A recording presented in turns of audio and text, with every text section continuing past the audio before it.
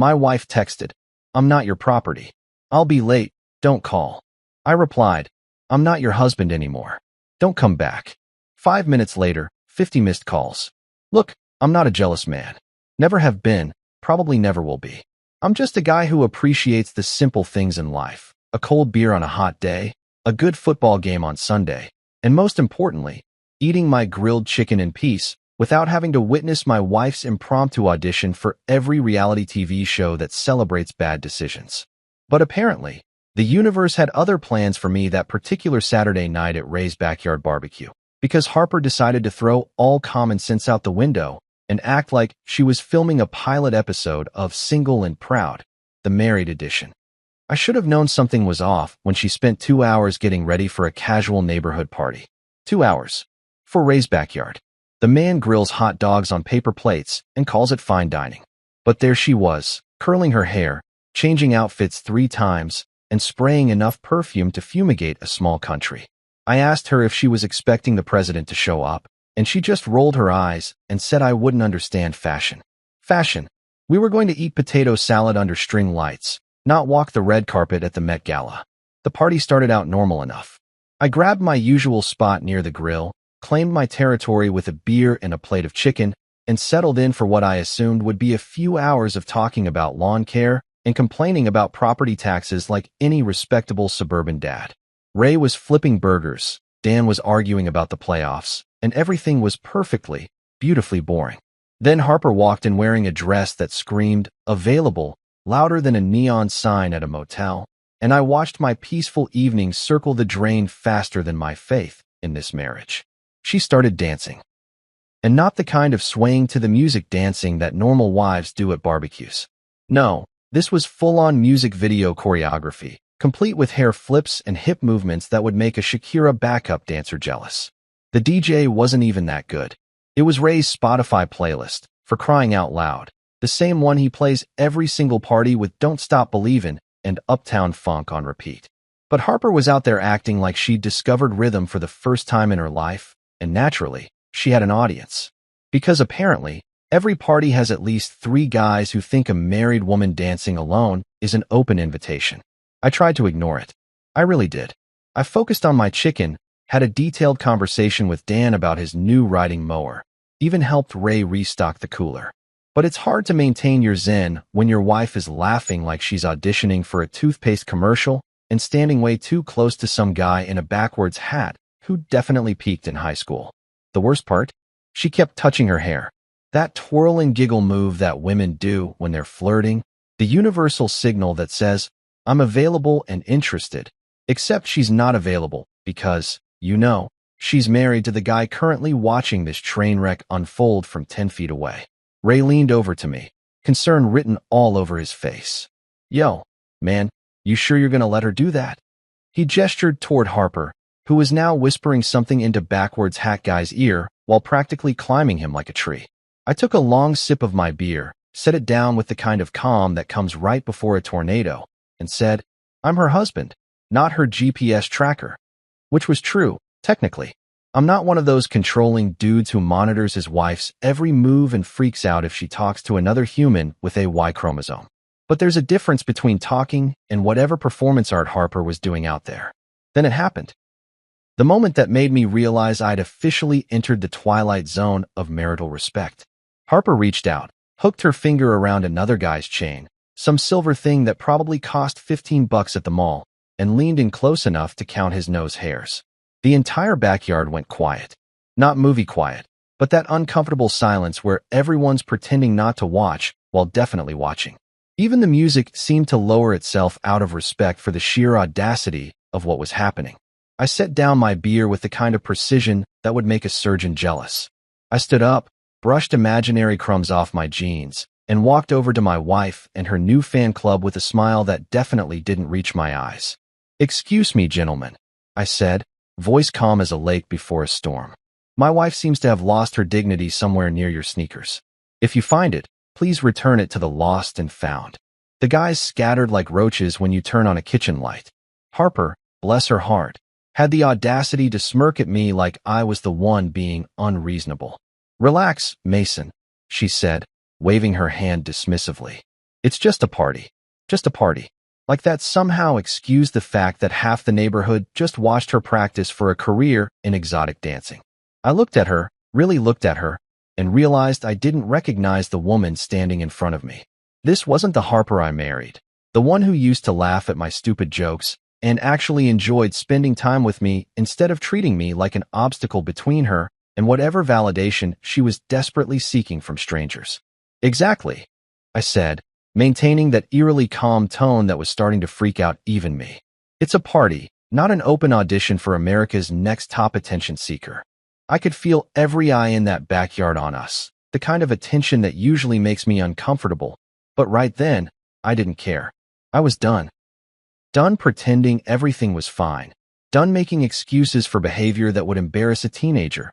Done being the understanding husband who just rolls over and accepts disrespect like it's part of the marriage package. I looked around at all the faces staring at us.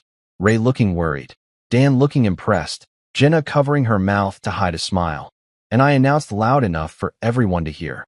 Well, folks, I'm leaving before I start charging admission to this circus. Enjoy the rest of your evening. I gave a little bow, the kind you do after a particularly good magic trick, and started walking toward my truck.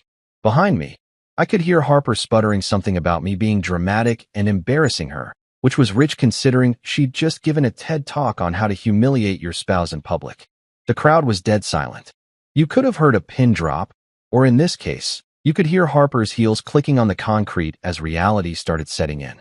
Ray whispered just loud enough for me to hear, "Damn, bro, that's one way to drop the mic." I didn't respond, didn't look back, didn't do anything except keep walking toward my truck with my head held high and my dignity still intact, which was more than I could say for my wife.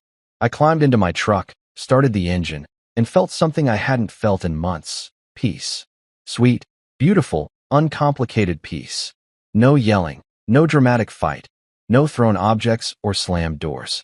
Just the sound of my engine starting and my peace of mind rebooting like a computer that finally decided to work properly. As I pulled out of Ray's driveway and watched the party shrink in my rearview mirror, I thought to myself, well, Mason, you just witnessed your marriage die at a barbecue. At least the chicken was good. I made it home in record time, which is what happens when you're fueled by equal parts anger and clarity. I didn't speed, didn't drive recklessly, just maintained a steady pace while my brain processed the fact that my wife had basically auditioned for Girls Gone Wild, Suburban Edition, in front of everyone we know. I pulled into the driveway, killed the engine, and sat there for a minute in the blessed silence of my truck cab, wondering how the hell my life had become a country song without the decent guitar solo. Inside the house, I went straight to the kitchen sink and started washing my hands. Because apparently that's what you do when your marriage implodes. You make sure your hands are clean. Maybe it was symbolic. Maybe I was just trying to scrub away the memory of the last 2 hours. Or maybe I just needed something normal to do while my entire world tilted sideways. I was drying my hands when I heard her car pull up. 15 minutes. She lasted exactly 15 minutes at that party after I left before deciding to come home and do damage control. The front door opened and Harper walked in wearing that same dress. But now it looked less like, "I'm fabulous," and more like, "I made a terrible mistake, and I'm here to negotiate my way out of it." The perfume hit me before she did. She was wearing enough of it to cover a crime scene, which was fitting considering what she'd just done to our marriage. She stood in the doorway looking at me with those big eyes that usually worked like a reset button on my anger, but tonight they just looked like a manipulation tactic I'd finally learned to recognize. "I got carried away," she said, her voice doing that soft, apologetic thing that women do when they want you to forget they just committed a social felony. I just wanted to feel noticed. I kept rinsing my hands even though they were already clean, watching the water circle the drain like my patience. Feel noticed. Like I was some invisible ghost haunting our marriage instead of the guy who literally noticed everything, including the fact that she'd spent more time flirting with strangers than talking to her actual husband in the last 3 months. I turned off the water and grabbed the towel, taking my time drying each finger like I was performing surgery. "You were noticed," I said, keeping my voice level and calm, which seemed to unnerve her more than if I'd yelled. "The entire zip code noticed. I'm pretty sure someone in the next county noticed. You want attention? Congratulations, you got it. You're probably trending on the neighborhood Facebook group right now." She flinched at that, and I felt a tiny bit of satisfaction that I'm not particularly proud of, but also not ashamed to admit. She sighed, one of those heavy sighs that's supposed to make you feel guilty for being upset about something that's actually upsetting. "It was stupid," she admitted, walking closer and trying to touch my arm, which I subtly avoided by reaching for a glass in the cabinet. "I won't do that again." I filled the glass with water, took a long drink, and looked at her over the rim. "Tell me that tomorrow morning," I said. "Tonight, you're just trying to win customer service points. This is your please don't leave a bad review apology, not your I actually understand what I did wrong apology." Her face did this thing where it cycled through about 5 different emotions in 3 seconds: surprise, anger, hurt, defiance, and finally landed on resigned acceptance. "That's not fair," she said. But her voice lacked conviction because we both knew it was completely fair. Midnight apologies are like those late-night infomercial products. They sound amazing when you're desperate and tired, but by morning you realize you just bought a piece of junk that doesn't actually work. I headed upstairs to our bedroom, and she followed like a puppy who knows it's in trouble but still wants dinner. I changed into my sleeping clothes, which is just an old t-shirt and gym shorts because I'm not fancy, and climbed into bed. Harper got ready for bed too, going through her entire nighttime routine like everything was normal, like she hadn't just humiliated both of us in front of our friends. She slipped into bed next to me, and I could feel her waiting for me to say something, to tell her it was okay, to go back to being the understanding husband who sweeps everything under the rug. Instead, I stared at the ceiling fan, watching it rotate in the darkness and thinking about how relationships are kind of like that fan. They just keep spinning in circles, never really getting anywhere, just moving air around and calling it progress. I thought, apologies at midnight are like cheap Wi-Fi. They stop working by morning. And I was right, because I could already feel the disconnect happening, that buffer symbol spinning in my brain telling me this connection was about to drop. Harper tried to move closer, probably looking for physical reassurance that we were okay, but I stayed exactly where I was, flat on my back like a corpse at a funeral for my marriage. "Mason," she whispered into the darkness. I responded, not giving her anything more because I was fresh out of emotional labor for the day. "Are we okay?" she asked, and I almost laughed because that question was so ridiculous it deserved its own comedy special. "We're existing in the same house," I said. Whether that qualifies as okay is up for debate. She didn't say anything after that, and eventually I heard her breathing even out into sleep, which was impressive considering I was pretty sure I'd never sleep again. But somehow I did, and when I woke up the next morning, Harper was already awake, scrolling through her phone like nothing had happened. That's when I knew for sure. The midnight apology had already expired, just like I predicted. I got up, went downstairs, and started making breakfast. Eggs, bacon, toast, the whole domestic dad routine. Harper came down eventually, still in her pajamas, and sat at the kitchen table watching me cook. "Morning," she said, trying to sound normal. "Morning," I replied, flipping eggs with the precision of a man who's decided to take control of the only things he can control anymore. When breakfast was ready, I sat down across from her and introduced what I was calling the new family policy, which sounds way more official than it actually was, but I needed it to sound official because I was done playing games. "No more couples nights," I announced, cutting into my eggs like I was delivering a corporate presentation. "You do your thing, I'll do mine. Separate spending money. What you earn is yours, what I earn is mine. Courtesy texts by 10 p.m. if you're going to be late." That's it. That's the new system. Harper's fork stopped halfway to her mouth. "You're punishing me," she said, and there it was, the victim card, right on schedule. I took a bite of bacon, chewed slowly, and shook my head. "Wrong," I said. "I'm protecting my sanity. There's a difference. Punishment implies I'm trying to make you suffer. I'm just trying to make me suffer less." She set down her fork, her eyes flashing with that anger that comes when someone realizes they can't manipulate their way out of consequences. "You're ridiculous," she said, crossing her arms like a teenager who just got grounded. I smiled, actually smiled, because ridiculous was the best compliment I'd received in months. "Maybe," I agreed, spreading butter on my toast with the care of a man who finally understands his worth. "But at least I'm consistently ridiculous. You know what you're getting with me. I'm reliably ridiculous." dependably ridiculous. The Toyota Camry of ridiculous, not exciting, but I'll get you where you need to go without drama. She rolled her eyes so hard I'm surprised they didn't fall out of her head and roll across the kitchen floor. This is stupid, she muttered, but she didn't argue with the rules, which told me everything I needed to know. She knew she'd screwed up, and she knew I was serious. The Mason who would have apologized for setting boundaries and making her uncomfortable was gone, replaced by this new version who'd apparently discovered that self-respect feels a whole lot better than being a doormat. We finished breakfast in silence, the kind that's not comfortable, but also not hostile, just empty, like a room after everyone's left the party. Harper went upstairs to get ready for whatever she had planned for the day, and I cleaned up the kitchen, loading the dishwasher and wiping down counters with the methodical precision of a man who's decided that controlling his environment is easier than controlling his marriage. As I scrubbed the last plate, I realized something profound. I'd just set boundaries like an adult, and the world hadn't ended. In fact, I felt better than I had in months. Who knew that not being a pushover could be so liberating? The next day, I was elbow deep in a cabinet renovation at the Henderson place when my phone buzzed. Harper, coming by the workshop with lunch. See you at noon. No question mark. No. Is that okay? Just a statement like she was the CEO announcing a mandatory meeting. I stared at the text for a second, debating whether to respond with "don't bother" or just let her come and see what happened. I chose option 2 because I was curious what kind of peace offering she'd cooked up this time. Literally.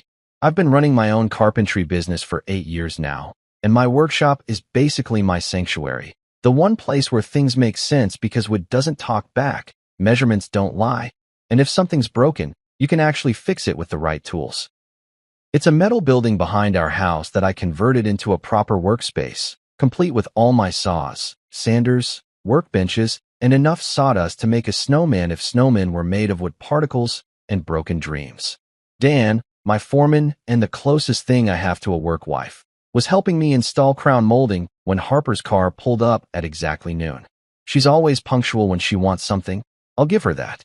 She walked in wearing jeans and a sweater that screamed, "I'm a casual, down-to-earth wife who definitely didn't humiliate her husband 2 days ago," carrying a brown paper bag that I assumed contained either lunch or a bomb. At that point, either option seemed equally likely. "Turkey and avocado," she announced, holding up the bag like she'd just discovered the cure for cancer. "Your favorite." She smiled that smile that used to make my knees weak, but now just made me suspicious, like when a car salesman tells you they're giving you a special deal. I wiped my hands on my work pants, which were already covered in enough sawdust to stuff a pillow, and took the bag from her. I opened it and looked inside. Sure enough, turkey and avocado on whole wheat, cut diagonally because she knows I'm weird about my sandwiches. "You remembered the sandwich," I said, pulling it out and examining it like a detective looking for evidence, but forgot the respect. Still progress. I took a bite because I'm not an idiot and free lunch is free lunch, even if it comes with strings attached that could probably tow a car. The sandwich was good, I'll admit it. Perfect ratio of turkey to avocado, just enough mayo, that fancy bread from the bakery downtown that costs $6 a loaf. She'd put actual effort into this, which meant she was either genuinely sorry or really good at strategic apologizing. Harper's smile got tighter, the way it does when she's trying not to snap at me. "I'm really trying," she said, leaning against my workbench in a casual pose that looked rehearsed, like she'd practiced it in the mirror before coming over. Dan, bless his nosy soul, was pretending to measure a piece of wood about 10 feet away, but was obviously listening to every word. The man has the hearing of a bat and the gossip instincts of a middle-aged woman. "At a nail salon." "Good," I said, taking another bite and chewing slowly, making her wait for my response like she'd made me wait for basic decency at that party. "Try not to make it a limited-time offer. You know, like those deals at furniture stores. This weekend only. Then next weekend it's back to regular prices and regular disrespect." She opened her mouth to respond, probably with something about me being mean or holding grudges, but I cut her off by gesturing to the cabinet I was working on.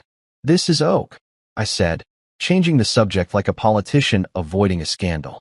"Red oak. Gorgeous grain pattern, see? Doesn't lie to you, doesn't pretend to be something it's not. Just solid, reliable wood." Harper blinked at me. clearly confused about whether I was talking about lumber or making some metaphor about our marriage. Honestly, I wasn't sure either, but it felt profound in the moment. She shifted her weight from one foot to the other, that telltale sign that she was getting uncomfortable and probably regretting this little field trip to my workspace. "So, are we okay?" she asked, dropping the casual act and getting straight to the point, which I appreciated even if I didn't like the question. "Define okay," I replied, setting down my sandwich and picking up a piece of sandpaper. "If you mean, are we still married, then yes. If you mean, have I forgotten you treated our marriage like an open mic night at a comedy club, then no."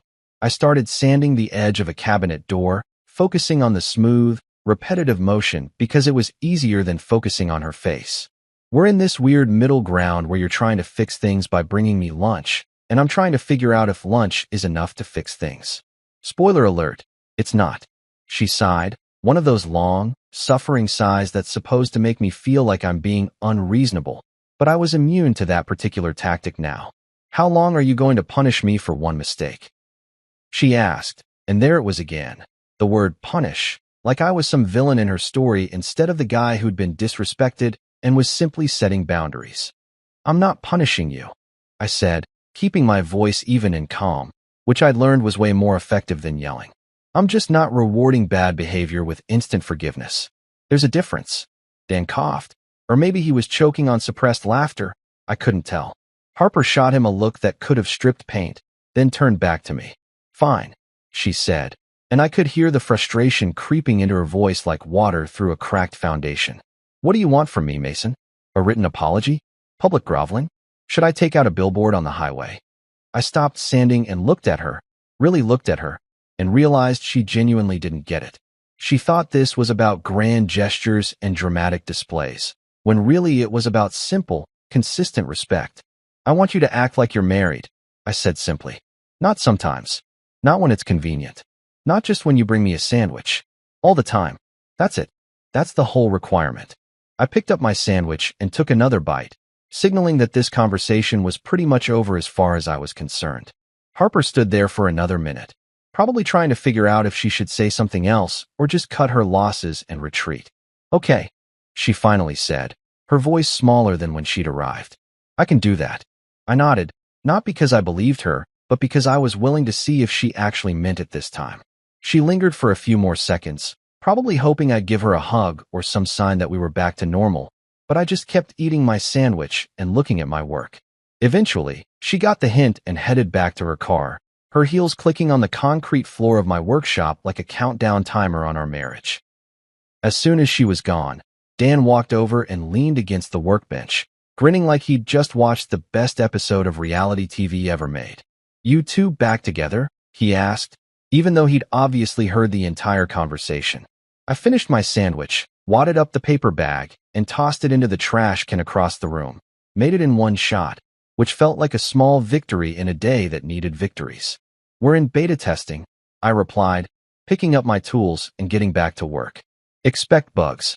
Dan laughed so hard he nearly dropped his tape measure, and I couldn't help but smile a little myself. At least someone appreciated my pain. The rest of the day passed in comfortable silence. Just me and Dan working on cabinets and occasionally discussing whether the Henderson family would actually like the finish we'd chosen or if they'd changed their minds for the 15th time. By the time Harper left, I already knew. This wasn't a peace offering. This was PR damage control. She wasn't sorry about what she'd done. She was sorry about the consequences of what she'd done. There's a massive difference between those two things, and I'd finally gotten smart enough to recognize it. A turkey and avocado sandwich, no matter how perfect, doesn't fix broken trust. It just proves you know someone's lunch order, which is the bare minimum of paying attention in a marriage. I spent the rest of the afternoon thinking about structure, not just the physical structure of the cabinets I was building, but the structure of boundaries and expectations. Would need structure to be useful. Without proper joinery and support, even the most beautiful wood is just kindling waiting to happen. Same with marriages, apparently. You need structure, you need boundaries, you need rules that both people actually follow instead of just nodding at and then ignoring when it's convenient. As I locked up the workshop that evening, covered in sawdust and satisfaction from a productive day, I realized something important. I'd rather be alone and at peace than married and miserable. That sandwich had been good, sure, but it hadn't changed anything fundamental about our situation. Harper was trying to fix the symptoms without addressing the disease, and I was done being her test subject for half-hearted remedies. Tomorrow would bring whatever it brought, but tonight, I had my workshop, my boundaries, and my self-respect. And honestly, that sandwich wasn't bad either. 2 weeks after the sandwich incident, as I'd started calling it in my head, Ray and Jenna invited us over for another barbecue. I know what you're thinking. Mason, didn't the last barbecue basically destroy your marriage? Why would you go to another one? Fair question. The answer is simple. Ray makes killer ribs, and I wasn't about to let my crumbling marriage ruin my access to quality smoked meat. Also, hiding at home felt like admitting defeat, and I'm too stubborn for that. Harper was on her best behavior getting ready this time. Reasonable outfit, moderate makeup, normal amount of perfume instead of the chemical warfare levels from last time. She even asked me if her dress was appropriate, which was progress, I guess. You look fine, I told her, which was true. She looked nice, respectable, married woman nice, not auditioning for a music video nice. She smiled at that, probably thinking we were back to normal. But I'd learned that normal was just the eye of the hurricane, and you never knew when the wind would pick up again. We arrived at Ray and Jenna's place fashionably on time, which means exactly when we were supposed to be there, because I'm not cool enough to understand fashionably late. The backyard was already full of the usual suspects, Dan and his wife Carol, a few other couples from the neighborhood, and unfortunately, Becca. Becca is that friend everyone has who treats other people's business like it's her personal entertainment subscription. She's the human equivalent of a gossip blog, except the blog has better fact-checking. The party started out surprisingly normal. Ray was manning the grill like a conductor leading an orchestra, except instead of violins it was sausages, and instead of sheet music, it was meat thermometers. I grabbed a beer, claimed a spot near the cooler, and prepared myself for an evening of pretending everything was fine while secretly analyzing every interaction Harper had with anyone possessing a Y chromosome. Fun times. Harper was actually behaving herself, talking to Jenna about some Netflix show, helping set out the potato salad, laughing at appropriate volumes at appropriate times. I started to relax, which was my first mistake because relaxing at a social gathering is basically inviting disaster to pull up a chair. My second mistake was underestimating Becca's ability to ruin a perfectly good evening with her Olympic-level meddling skills. We were about an hour into the party, and I was having a legitimately good conversation with Dan about the pros and cons of different wood stains, when Becca materialized next to our little group like a gossip-seeking missile that had locked onto its target. She was holding a wine glass the size of a fishbowl and wearing that smile that predators get right before they pounce. "So, Harper," she said, her voice carrying across the patio like a bad smell, "how's life with Mr. Rules and Regulations?" The entire conversation circle went quiet. You could practically hear everyone's internal, "oh crap," alarms going off simultaneously. Harper laughed, but it was that too loud laugh that people do when they're nervous and trying to play something off as no big deal. "He made a spreadsheet for our marriage," she announced, like she was sharing a hilarious anecdote instead of airing our dirty laundry in front of everyone we know. Now, first of all, it wasn't a spreadsheet. It was a list of reasonable boundaries that I'd typed into my notes app. But Harper had apparently workshopped this story for maximum comedic effect and minimum accuracy. Second, she'd said it in that tone. You know the one, where she's laughing but also clearly annoyed, trying to get everyone on her side by making me look like some controlling robot husband who manages marriage with Excel formulas and PowerPoint presentations. I took a sip of my beer, set it down with deliberate calm, and smiled. Not a fake smile, not an angry smile, just a genuinely amused smile, because I'd been waiting for something like this and had my response locked and loaded. "And your attitude's in the red column," I said, loud enough for everyone to hear, which got a snort laugh from Dan and a badly concealed giggle from Jenna. The group chuckled, that nervous laughter that happens when someone says something funny, but also kind of savage. Becca's eyes lit up like she'd just discovered a new drama channel to subscribe to. "Oh, mutual respect. How romantic," she said, her voice dripping with sarcasm like honey off a spoon. Except honey is sweet, and Becca's sarcasm was pure vinegar. I turned to face her directly. still smiling that calm smile that I'd perfected over the last few weeks. It's cheaper than therapy, Becca, I said, taking another sip of my beer. You should try it. I hear your husband's been spending a lot of time at the office lately. Evening meetings, right? Very dedicated. The smile on her face froze like a computer that just realized it caught a virus. Dan choked on his beer. Someone muttered, "Oh damn," under their breath. Harper grabbed my arm, her fingers digging in hard enough to leave marks. She leaned in close and whispered through clenched teeth, "That was rude." I didn't whisper back. I used my normal speaking voice, because at this point, privacy was a luxury we'd given up when she decided to share our business with everyone. Public jokes get public answers, I said, turning to look at her directly. Company policy. You want to roast me in front of our friends, that's fine, but don't act surprised when I defend myself. I'm not a punching bag with legs. I picked up my plate and took a bite of coleslaw, chewing slowly while everyone processed what had just happened. The thing about standing up for yourself is that people aren't used to it. They're used to watching one person get dumped on while the other person smiles and takes it. And when you break that script, everyone gets uncomfortable. But you know what? Their comfort wasn't my responsibility anymore. My comfort was my responsibility, and I was tired of sacrificing mine for everyone else's. Jenna, bless her heart, tried to change the subject by asking if anyone wanted more ribs, but you can't unring a bell and you can't unfry that particular egg. The damage was done, or the healing was done, depending on how you looked at it. Becca excused herself to go refill her wine, which was code for retreat to the kitchen and text everyone about what just happened. Harper stood next to me, stiff as a board, probably trying to decide if she should yell at me now or wait until we got home. Ray sidled up next to me, flipping burgers with the focused intensity of a man trying to avoid eye contact with the drama happening 5 feet away. That was intense, he said quietly, and I couldn't tell if he was impressed or concerned. That was necessary, I replied, watching the smoke rise from the grill. I'm done being the punchline of my own marriage. Dan walked over, grinning like he'd just watched the Super Bowl and his team won. Dude, I didn't know you had that in you, he said, clapping me on the shoulder. The old Mason would have just laughed along and felt like crap about it later. He wasn't wrong. The old Mason was a people pleaser who'd rather swallow glass than make anyone uncomfortable, even at his own expense. But the old Mason also got walked on like a doormat at a muddy boot store, so clearly that strategy needed updating.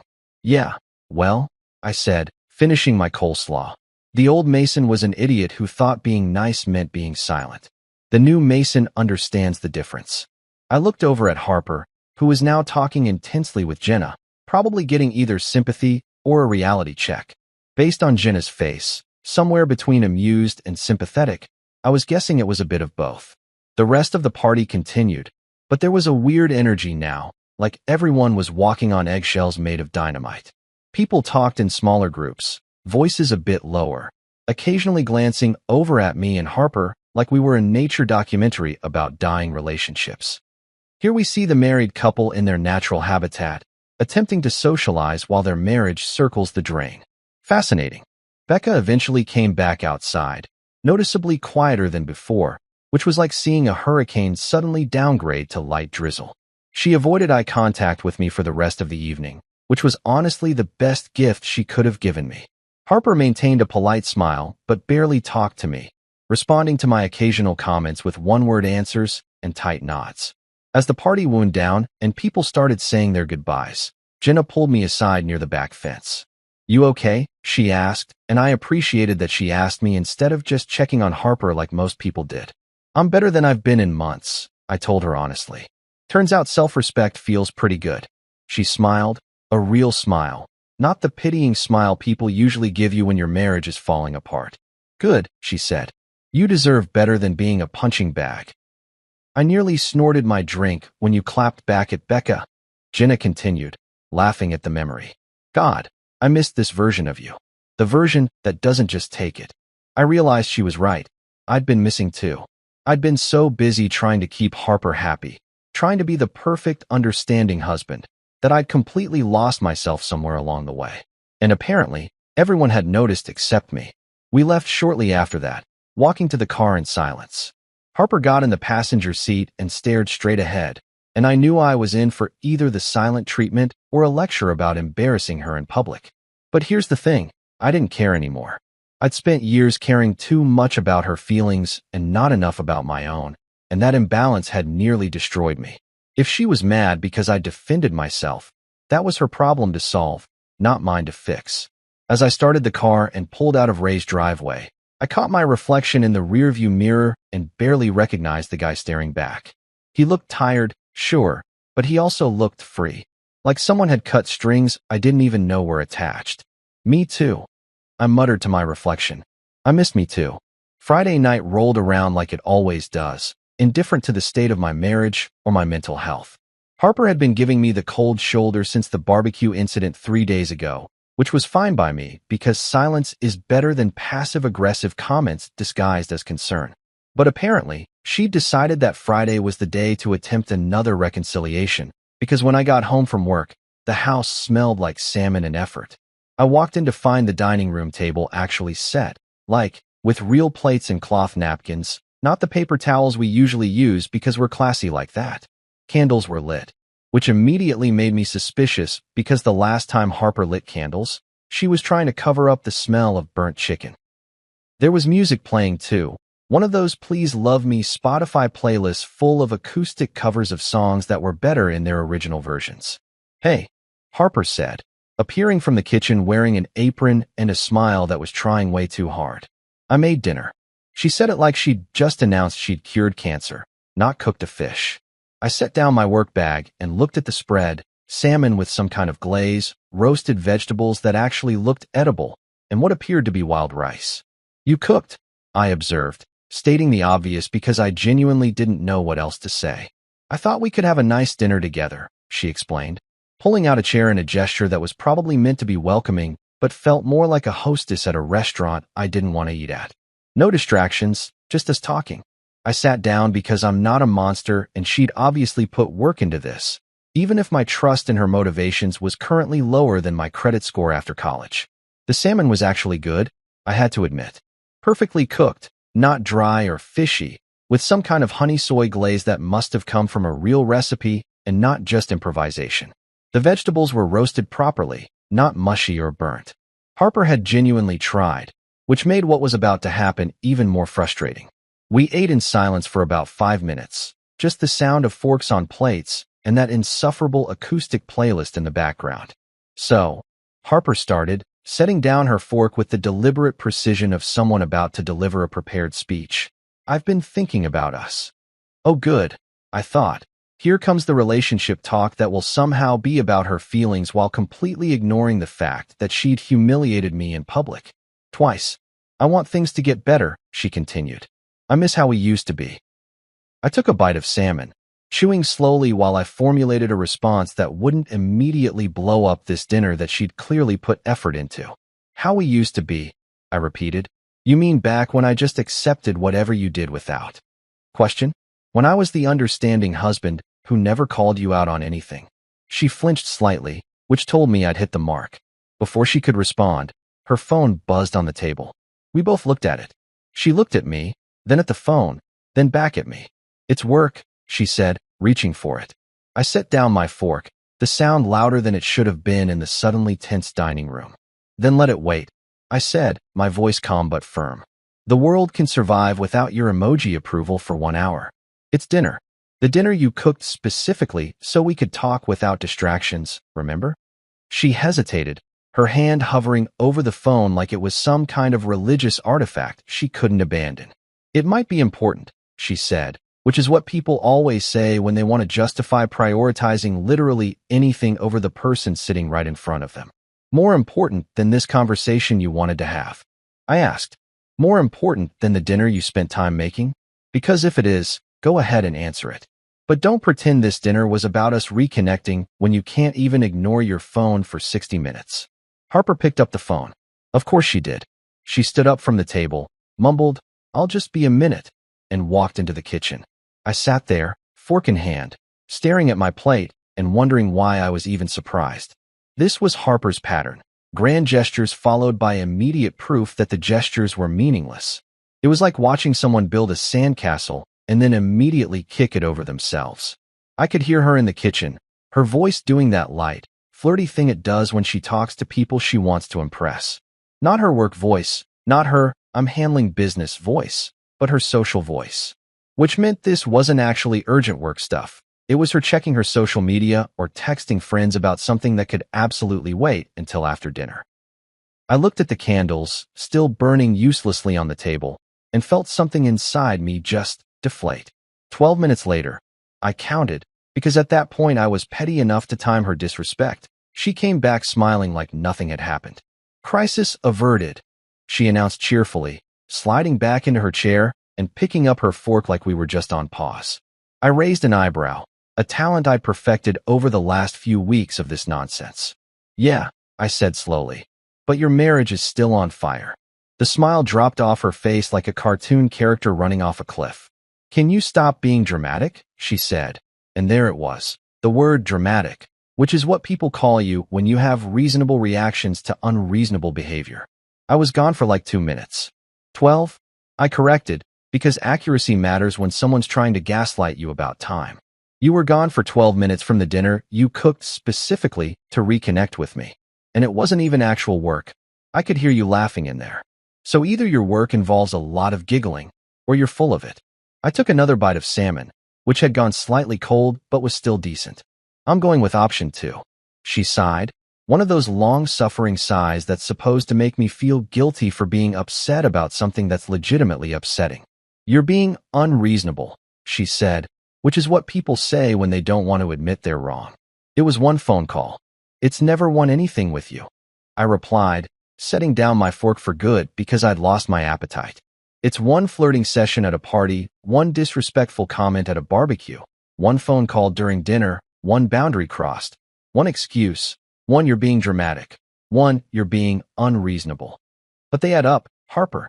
They stack up like bills you ignore until suddenly you're bankrupt and wondering how it happened."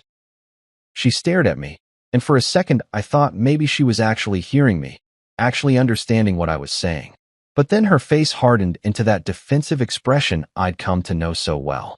"I can't do anything right with you anymore," she said, which is the nuclear option of arguments. Turn it around and make yourself the victim. "I cook you dinner, and you attack me for answering my phone." "Sweetheart," I said, leaning back in my chair with the kind of calm that comes from being completely done with a situation. "If I was dramatic, there'd be popcorn and an audience. This isn't dramatic. This is me stating facts. You wanted to have dinner and talk, but you couldn't even make it 15 minutes without checking out. That's not me being unreasonable. That's you proving my point better than I ever could." The rest of dinner passed in the kind of silence that's somehow louder than shouting. Harper picked at her food, occasionally shooting me looks that ranged from angry to hurt to defiant. I finished my salmon because wasting good food is a sin, and I wasn't about to let my dying marriage ruin a perfectly decent meal. The acoustic playlist continued warbling in the background, singing about love and connection and all those things we apparently didn't have anymore. When I finished eating, I stood up and started clearing my plate. "Thank you for dinner," I said, because my mama raised me to have manners even when my wife apparently didn't. "The salmon was really good. Genuinely. You should be proud of that." I walked my plate to the kitchen, rinsed it, and put it in the dishwasher like a functional adult. Harper followed me into the kitchen, and I could feel her standing behind me, probably trying to figure out if she should apologize or double down on being defensive. "Mason," she started, but I held up my hand. "I'm going to my workshop for a bit," I said, not looking at her, because if I looked at her, I might say something I'd regret, or worse, something I wouldn't regret. "Thanks again for dinner." I walked out the back door into the cool evening air, headed toward my workshop where the only drama was whether I'd cut a board at the right angle. Behind me, the house glowed with soft light from those stupid candles, and I could see Harper's silhouette in the dining room, probably sitting there wondering why her plan hadn't worked. The answer was simple, but she'd never understand it. You can't romance your way out of disrespect. You can't cook a nice meal and expect it to erase a pattern of behavior that showed your partner they weren't a priority. As I unlocked my workshop and flipped on the lights, I thought about how relationships were supposed to be about showing up for each other. And Harper kept showing me that when it came down to it, she'd always show up for everyone else first. Dinner ended in silence, except for the sound of me mentally Googling divorce lawyers. Again, This time I actually clicked on a few links and saved them to my bookmarks. Just in case. Just in case was starting to feel a lot like inevitably, and honestly, I was getting weirdly comfortable with that idea. Every Sunday for the past 2 years, Harper had dragged me to her yoga group brunch like I was a reluctant dog being taken to the vet.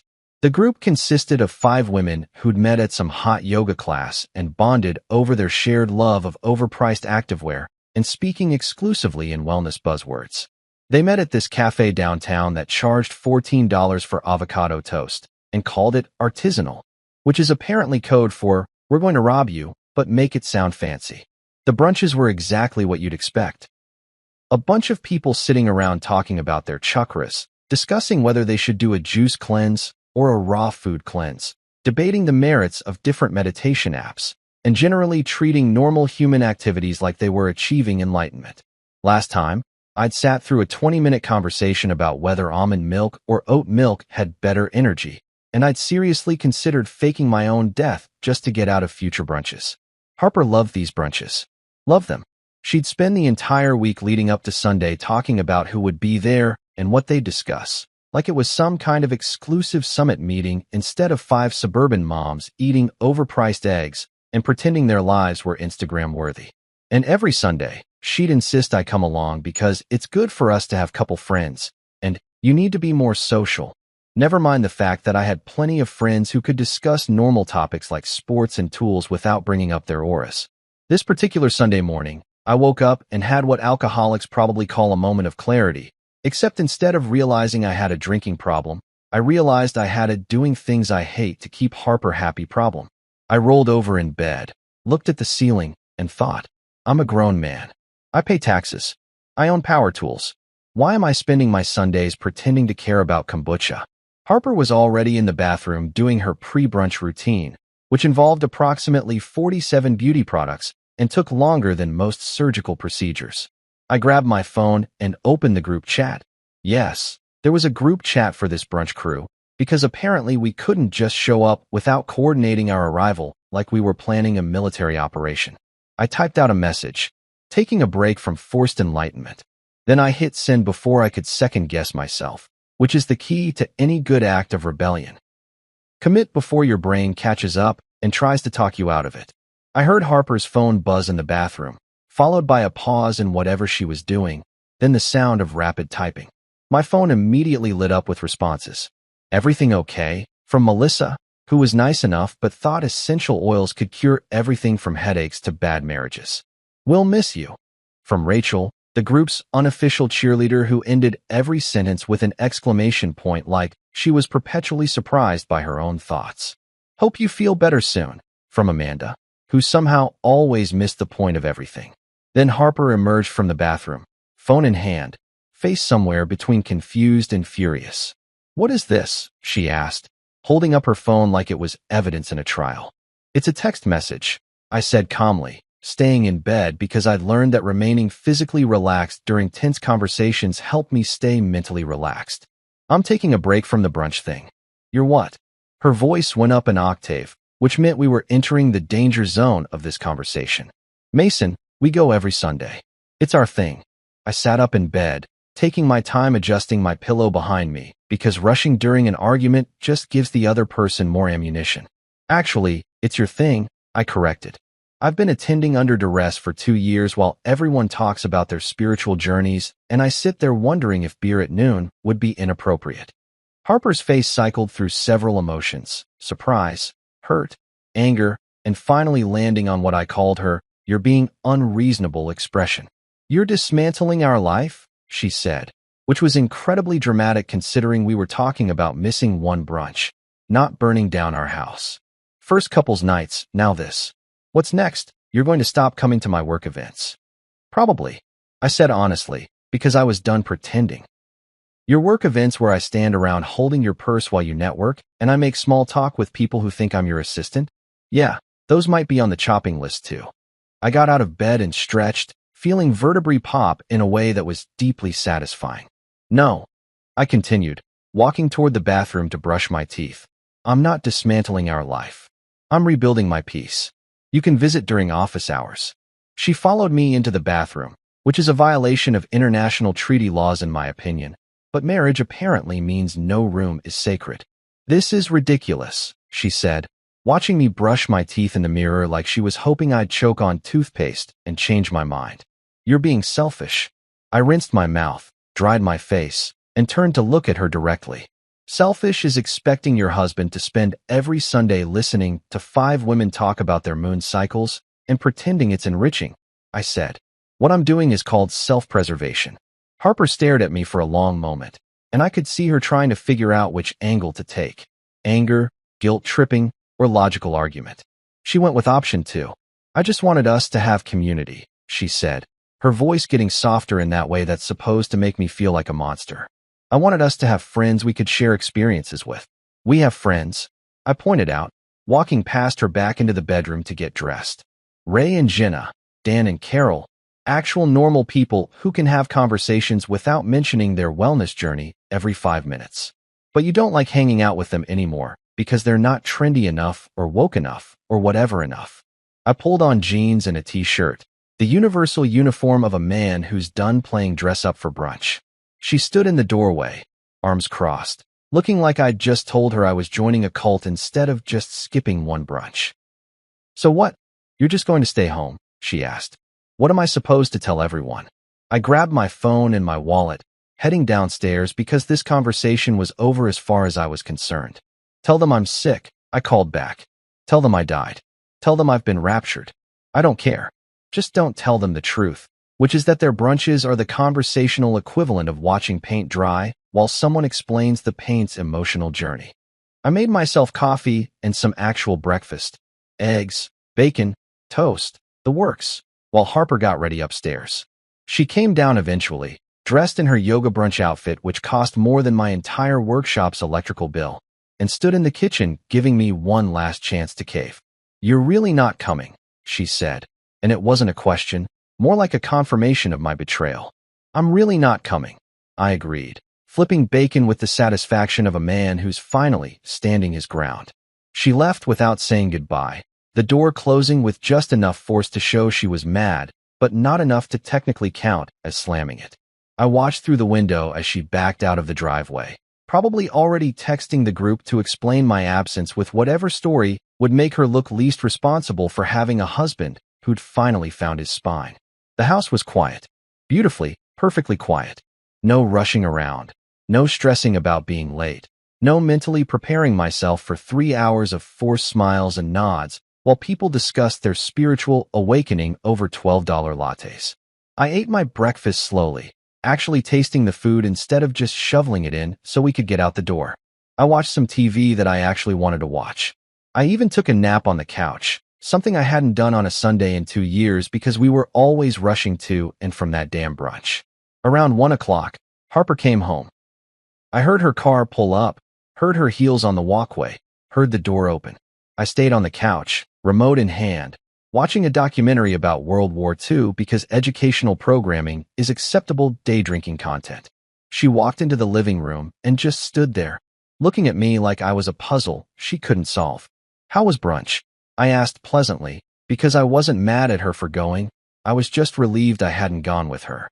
She set down her purse, kicked off her shoes, and sat in the chair across from me. It was fine, she said, which in Harper speak meant it had been either amazing or terrible, and she wasn't ready to tell me which yet. Everyone asked about you. I'm sure they did, I replied, watching a tank roll across the screen. What did you tell them? She sighed, and I recognized it as her. I'm about to be honest, but I don't want to be sigh. I told them you weren't feeling well, she admitted. But then Melissa said she could bring over some essential oils that would help, and Rachel offered to do a healing meditation over FaceTime. And I realized you were right about literally everything. I looked away from the TV to see if she was serious. She was smiling a little, the kind of smile that happens when you finally admit something you've been denying. They talked about crystal energy for 45 minutes, Harper continued. And I sat there thinking about how you must have felt listening to this stuff every single week, and I felt bad.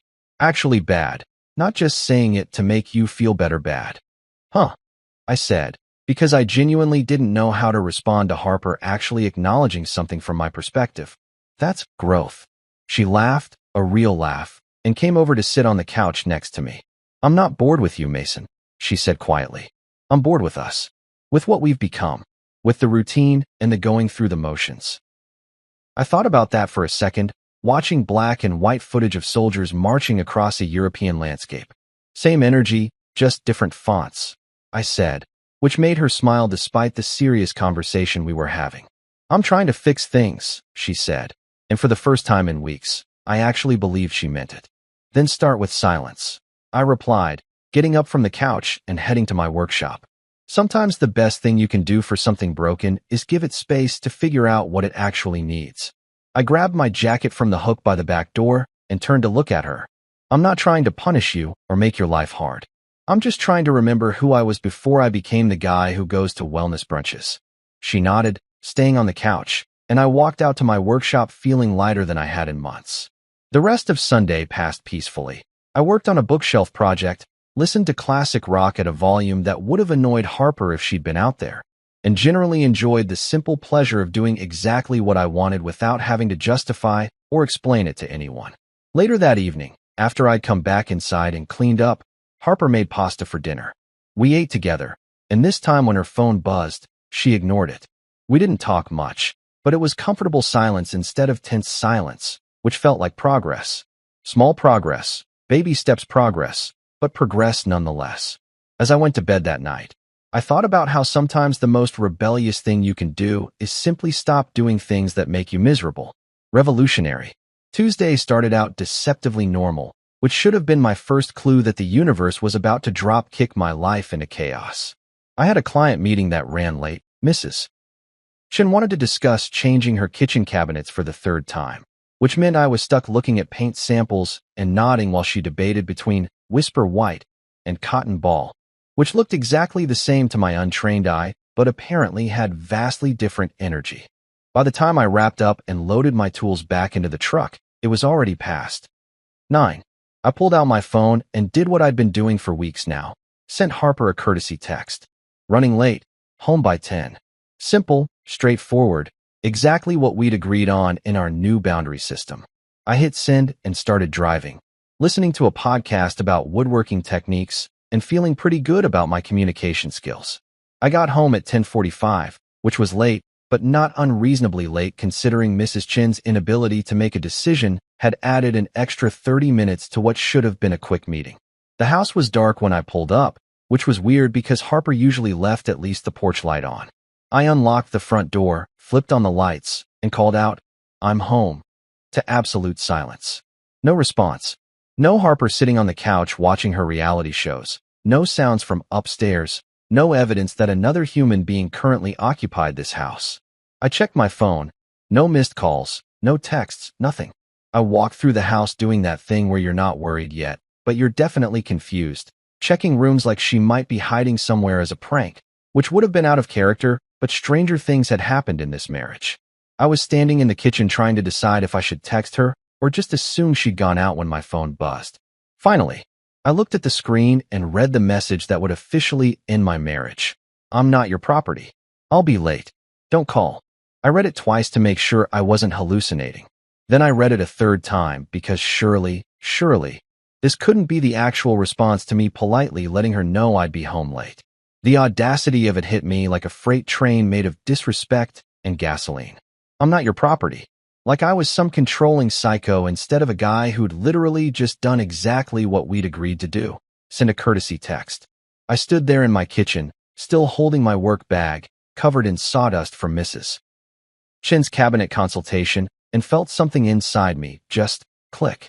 Not snap. That would imply emotion, drama, anger. This was more mechanical, like a lock engaging or a circuit completing. I was done. Not angry done, or sad done, or even frustrated done. Just done. Finished. Complete. End of season. No renewal. Series canceled. I blinked once. Set down my work bag with careful precision. Opened my messages with the calm of a man who'd finally found absolute clarity. And typed, "I'm not your husband anymore. Don't come back."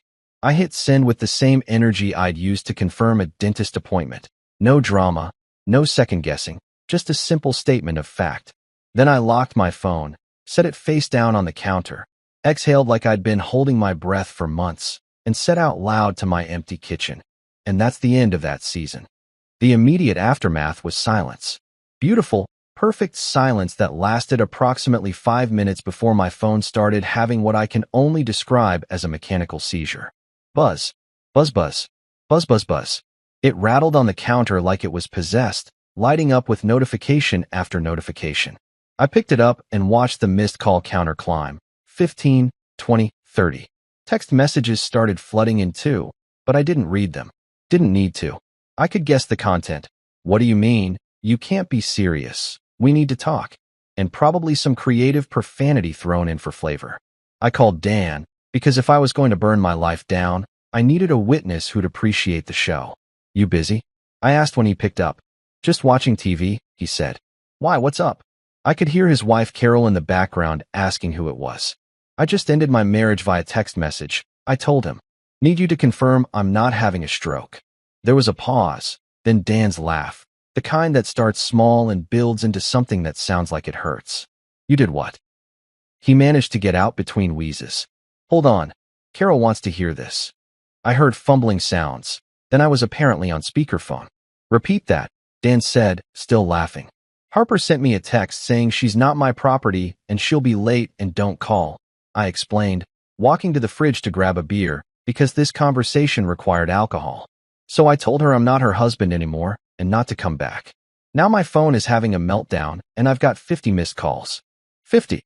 Carol's voice came through, shocked but also impressed. Mason, that's not a missed call list. That's a customer complaint hotline. Dan was laughing so hard I thought he might actually die. Man, that's the most boss move I've ever witnessed. Cold-blooded. Absolutely savage.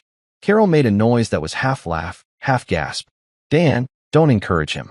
Mason, are you okay? I'm great, I said honestly, taking a sip of beer and meaning it. I feel like I just took off shoes that were 2 sizes too small. Everything hurts, but also I can finally breathe. The phone was still buzzing in my hand. Harper's name lighting up the screen over and over like a neon sign at a failing casino. Should I answer? I asked, more curious than concerned. Absolutely not, Dan and Carol said in unison, which made me laugh. Let her sweat, Dan added. She sent you that disrespectful text thinking you'd just take it like you always do. She needs to understand there are consequences. Carol made a humming noise of agreement. What are you going to do? She asked. Pack her stuff, I said, looking around my suddenly peaceful house. Change the locks. Maybe order a pizza. It's Tuesday. They have that 2-for-1 special. I heard Dan lose it again in the background. This man is ending his marriage and thinking about pizza deals, he wheezed. That's the energy I aspire to. I hung up after promising to call them if anything crazy happened. Then I got to work. I pulled out suitcases from the hall closet, the matching set we'd gotten as a wedding gift from her parents, which felt appropriately symbolic, and started methodically packing Harper's things. Clothes from the closet, shoes from the ridiculous organizer she'd insisted we needed, toiletries from the bathroom that cost more than my truck payment. I wasn't angry packing, throwing things around and making a mess. I was compacting, folding clothes properly, and organizing things like I was packing for a vacation she'd never come back from. My phone continued its seizure on the bed, lighting up and buzzing with the desperation of someone who'd finally realized they'd pushed too far. 60 missed calls. 70. Text messages were coming in so fast I couldn't have read them if I wanted to, which I didn't. This wasn't about punishing Harper or making her suffer. This was about finally having enough self-respect to recognize when something was broken beyond repair. I called Todd the locksmith around midnight.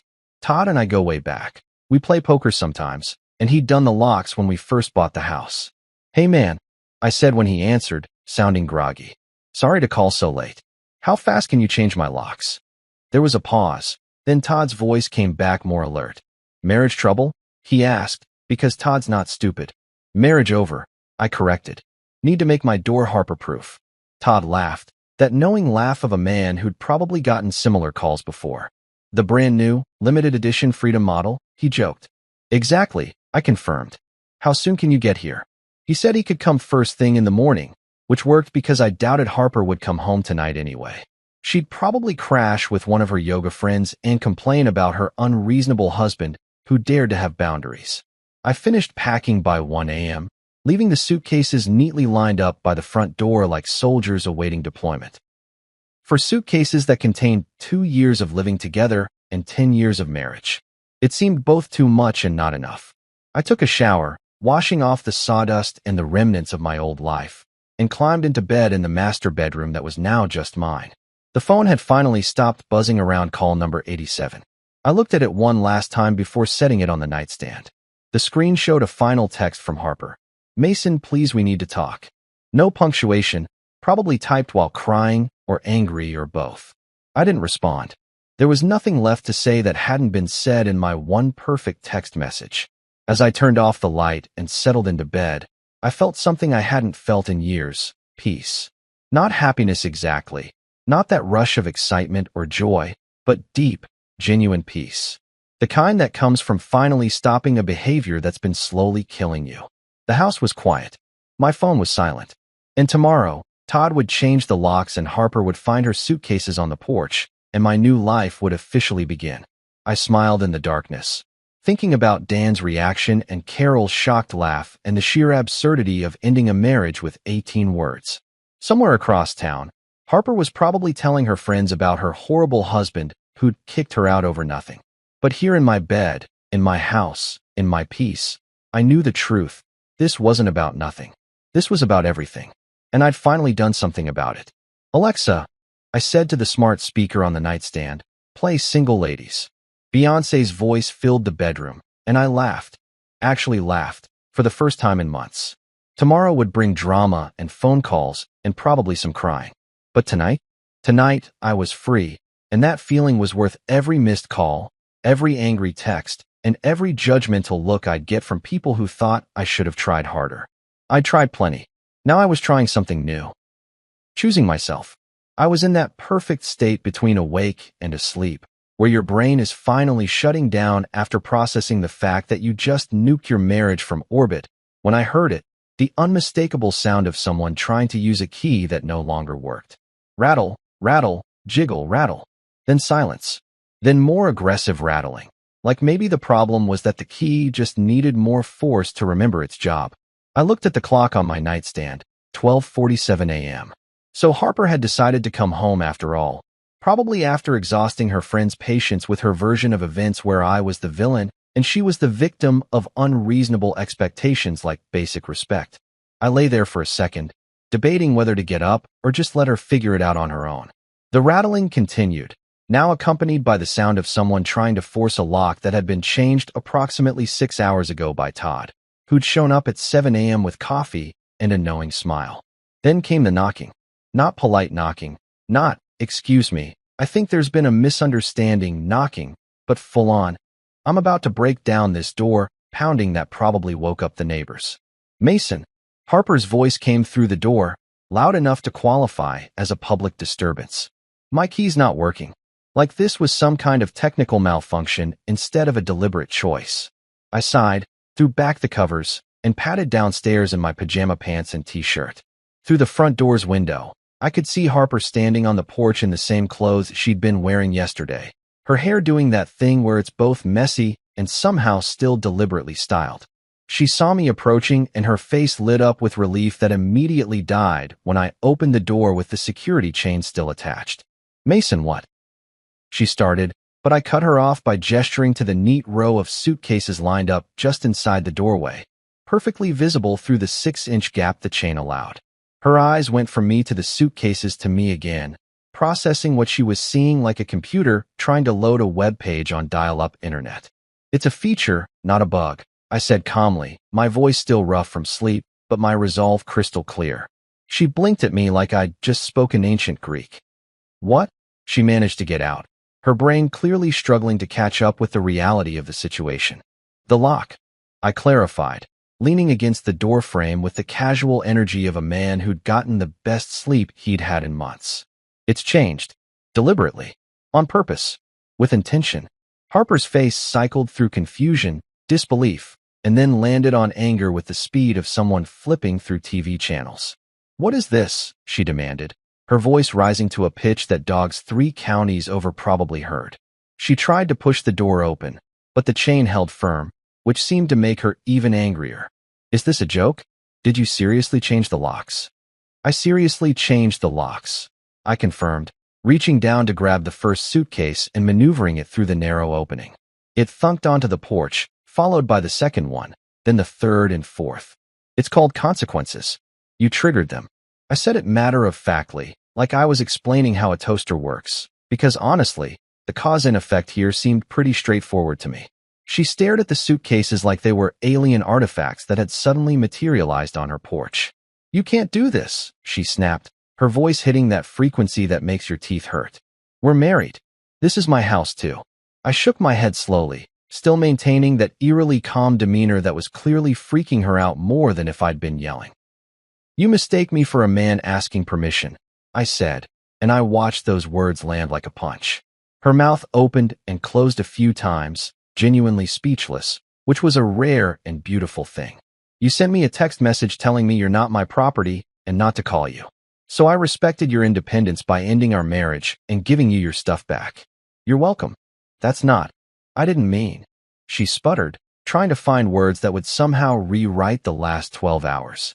You're being insane. Ah, there it was, insane.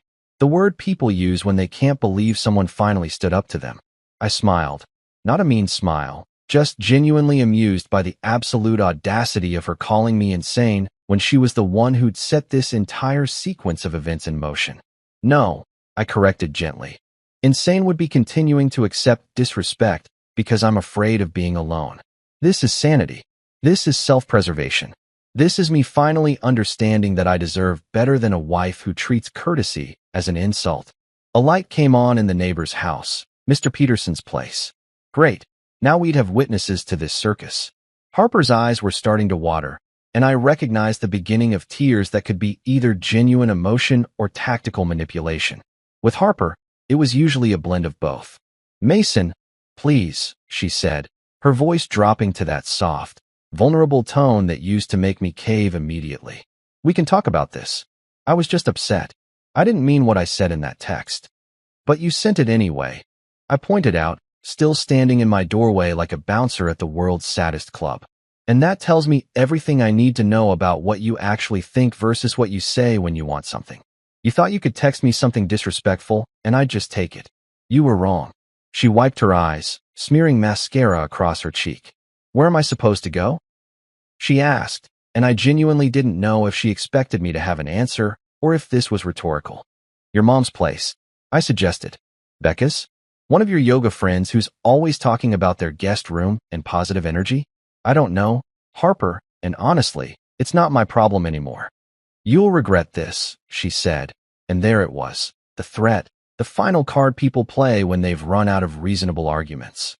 Her voice had steel in it now, the tears drying up as anger took over. When you're alone and miserable, you'll regret pushing me away. I considered this for a moment, genuinely gave it thought, then shook my head.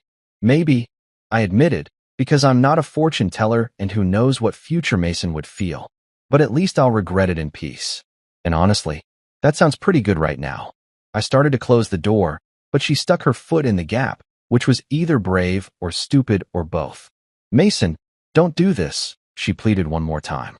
We can fix this. I'll change. I'll be better. I looked at her foot, then at her face, then back at her foot. Move your foot, I said quietly. Harper, I'm not kidding. Move your foot, or I'm calling the police for trespassing. Her eyes widened.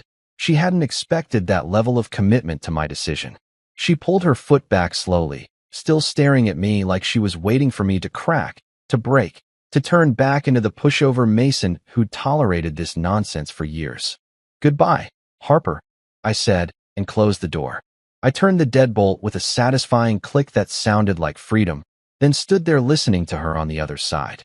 I heard a sob, then what might have been a kick to one of the suitcases, then the sound of her dragging luggage down the porch steps.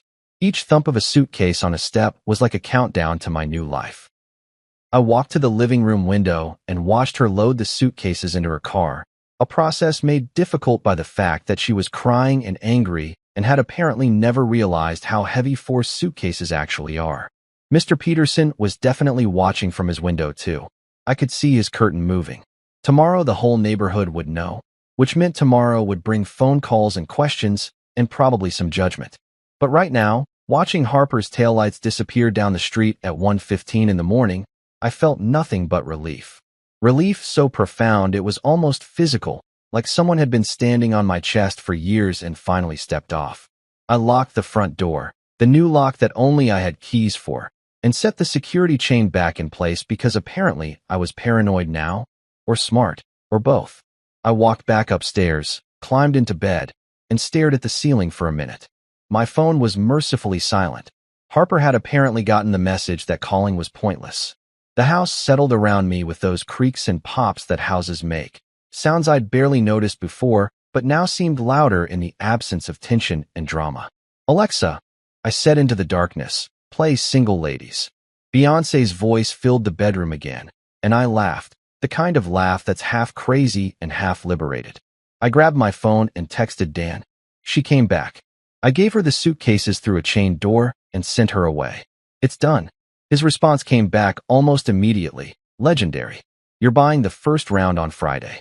I set my phone back down, turned off the music, and closed my eyes. Tomorrow I'd deal with the fallout, the calls from her parents, the questions from friends, the inevitable social media posts from Harper's side painting me as the villain in her story. But tonight, in my house with my new locks and my boundaries firmly in place, I was at peace. The last thought I had before falling asleep was simple: dignity feels better than company. I'd rather be alone and respect myself than partnered and miserable. It had taken me 10 years of marriage to learn that lesson, but better late than never. As sleep finally claimed me, I smiled into my pillow and thought about how sometimes the best thing you can do for yourself is close a door that should have been closed years ago. Mr. Peterson could gossip all he wanted. Harper could tell whatever version of this story made her feel better. None of it mattered because I'd finally done the one thing I should have done months ago. I'd chosen myself. And that choice, delivered through a chained door at midnight with 4 suitcases as punctuation, was the best decision I'd made in years. The house was quiet, my conscience was clear, and for the first time in longer than I could remember, I fell asleep actually looking forward to tomorrow. The next morning, I filed the divorce papers. Paperwork never felt so spiritual. Ray called asking if I was serious, and I told him, "I'm calm." That's scarier than serious. Harper's dad came by to collect more of her things, and we had that silent nod exchange that men do when words would just complicate things. When he said Harper was having a hard time, I replied, "So is my doormat, but I'm still replacing it." That night, Ray and Jenna came over with ribs. We ate on the back patio, and for the first time in years, the laughter wasn't forced. Nobody was walking on eggshells or avoiding topics that might upset Harper. We just existed, talked about normal things, and enjoyed being alive. Peace, I thought, tastes like smoke and freedom. It tastes like making decisions for yourself and not apologizing for having boundaries. It tastes like ribs shared with actual friends who don't require you to pretend everything's fine when it's not. Weeks later, I ran into Becca at the grocery store. "She's miserable," Becca said, like this was information I needed. She didn't mean that text. I smiled, grabbing cereal off the shelf. And I didn't mean my reply, but look how great that turned out. Becca squinted at me. "You're colder than I thought." I chuckled. "No, I'm just room temperature now, comfortable for humans." Months passed. I bought a smoker, hit the gym, and rediscovered my love for silence. When people asked if I'd ever take Harper back, I said, no refunds, no exchanges. I learned something simple but profound. Peace isn't boring. It's just the absence of stupid. It's the freedom to exist without drama, without walking on eggshells, without sacrificing your self-respect for someone else's comfort. When my phone buzzed late one night with Harper's name on the screen, I laughed and whispered to the darkness, "Sorry, sweetheart. This number no longer accepts drama." Then I blocked it and went back to sleep, surrounded by the most beautiful sound in the world, silence.